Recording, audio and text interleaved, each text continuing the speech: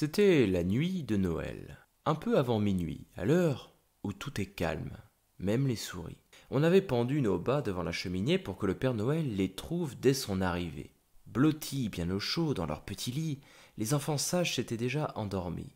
Maman et moi, dans nos chemises de nuit, venions à peine de souffler la bougie. Quant au dehors, un bruit de clochette me fit sortir d'un coup de sous ma couette. Filant comme une flèche vers la fenêtre, je scrutais tout là-haut le ciel étoilé. Au-dessus de la neige, la lune étincelante illuminait la nuit comme si c'était le jour. Je n'en crus pas mes yeux quand apparut au loin un traîneau et 8 rennes pas plus gros que le poing, dirigés par un petit personnage enjoué. C'était le Père Noël. Je le savais. Ses coursiers volaient comme s'ils avaient des ailes.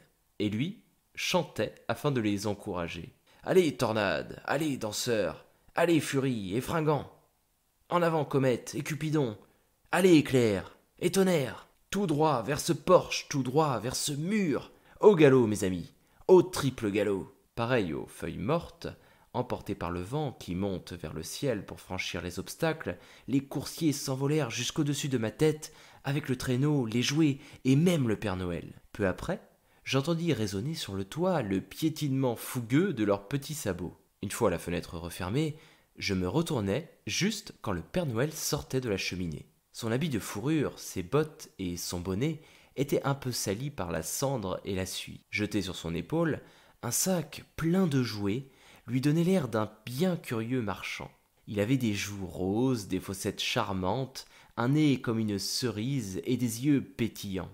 Une petite bouche qui souriait tout le temps et une très grande barbe d'un blanc vraiment immaculé. De sa pipe allumée, coincée entre ses dents, montaient en tourbillon des volutes de fumée. Il avait le visage épanoui et son ventre tout rond sautait quand il riait, comme un petit ballon. Il était si dodu, si joufflu cet espiègle lutin, que je me suis mis, malgré moi, à rire derrière ma main. Mais d'un clin d'œil et d'un signe de la tête, il me fit comprendre que je ne risquais rien. Puis, sans dire un mot, car il était pressé, se hâta de remplir les bas jusqu'au dernier, et me salua d'un doigt posé sur l'aile du nez avant de disparaître dans la cheminée. Je l'entendis ensuite siffler son bel équipage. Ensemble, ils s'envolèrent comme une plume au vent. Avant de disparaître, le Père Noël cria « Joyeux Noël à tous, et à tous une bonne nuit !»